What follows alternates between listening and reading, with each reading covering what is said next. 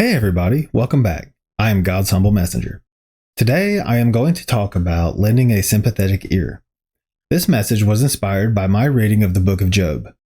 This video is based off the message on my website titled, "Sometimes We Just Need to Lend a Sympathetic Ear."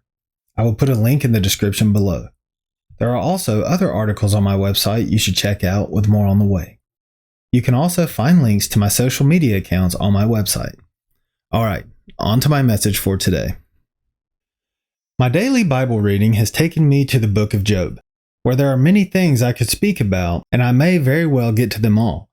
But today I want to focus on when someone comes to us during their time of need. So often we look to try and solve their problems, try and figure out how they got where they're at, or give them unsolicited advice they aren't looking for. Oftentimes the person in need is seeking a sympathetic ear to just listen. What transpired in the book of Job that made me want to speak about this topic was when Job's friends came to comfort him after he lost everything and was in a state of complete and utter despair. But what they did was anything but comforting. They didn't comfort him at all, actually, nor did they offer advice. The biggest thing they didn't do, other than not believing their friend, was listen. Instead, they admonished him, accusing him of everything under the sun, and set out to make everything that happened to him his fault. They pointed the finger at him and blamed him for everything. This is the last thing Job needed. He was beaten down and broken, completely destroyed by the tragedies that befell him. What he needed was a sympathetic ear. He needed to be comforted. Even giving unsolicited advice and trying to help solve his problem would have been better than what they did. Job's friends made up their minds about him and his predicament before they arrived. They just knew he was guilty of all these horrible things before even hearing his side. Even after Job stated his case that he had done nothing wrong, they still attacked him. They were relentless and cruel. Talk about kicking someone when they're down. They didn't act like his friends at all. And I think if I was Job, I would have been looking for some new friends. Job's three friends bring a whole new meaning to the phrase, "With friends like you, who needs enemies?" The result of their behavior was an argument amongst friends with insults and accusations flung back and forth. This did nothing to help, as the situation eventually ended in a stalemate, with things worse off than they were before the conversation started, especially with Job. Not only does he have tragedy to deal with, but now his friends who basically told him it's all his fault. Talk about piling on. We should remember the exchange between Job and his friends the next time someone comes to us looking for a sympathetic ear. It's easy to sit back, look at someone else's situation, and point the finger and blame them. But this hurts more than it helps. We, especially Christians, should be more sympathetic.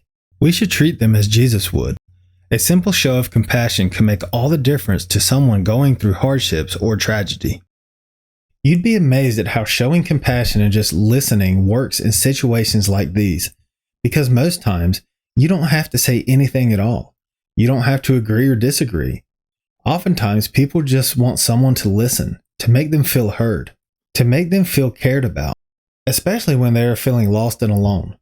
The last thing you want to do is make them feel like it's their fault. Chances are, they're already feeling that way.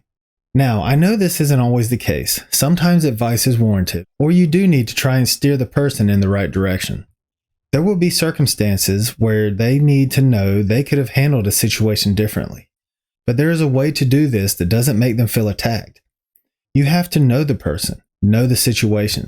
Sometimes it's best to remain quiet until they are done talking, or better yet, when they ask for your input. But the first step is lending a sympathetic ear and simply listening. Hear what they are saying and try to understand where they are coming from and how they are feeling. Be like Jesus and show compassion. Let God guide you to the proper response, if one is even required.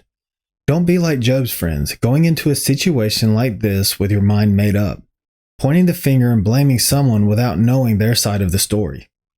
As it did in the book of Job, it will leave things worse off than before, especially with the person who just needed a little compassion and a sympathetic ear.